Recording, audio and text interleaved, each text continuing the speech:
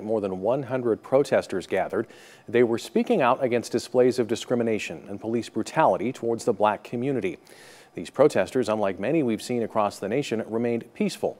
This is the second Black Lives Matter protest to take place this week. Tonight's protest was geared towards helping protesters take action against discrimination in their community.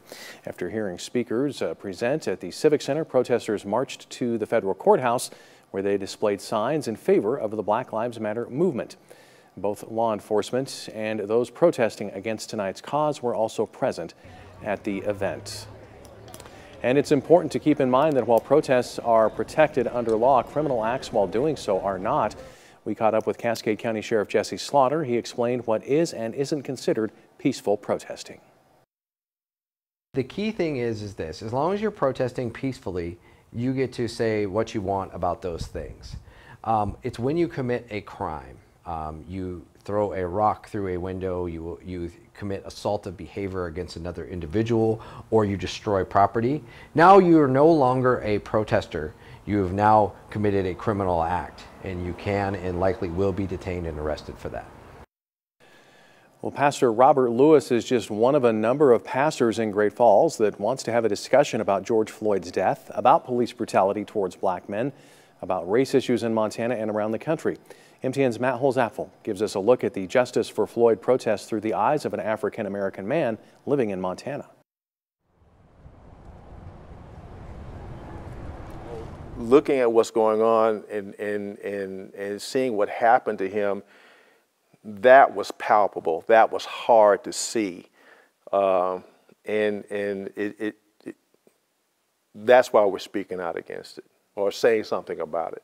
Anytime I see somebody responding and saying enough is enough, regardless of color, I think that support, I think that stand, that's admirable and it's needed.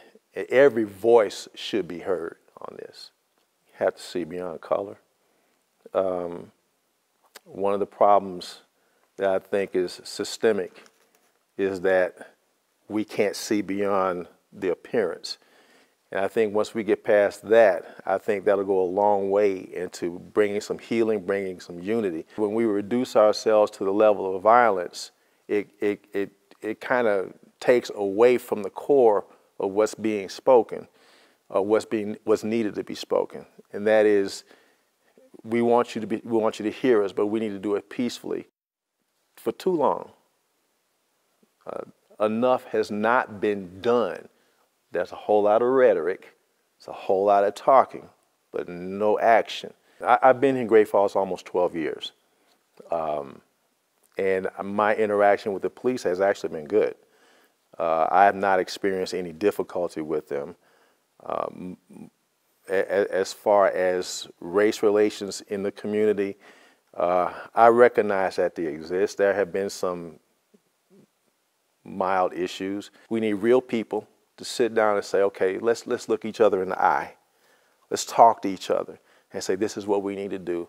This is how we need to fix it. Let's work on that.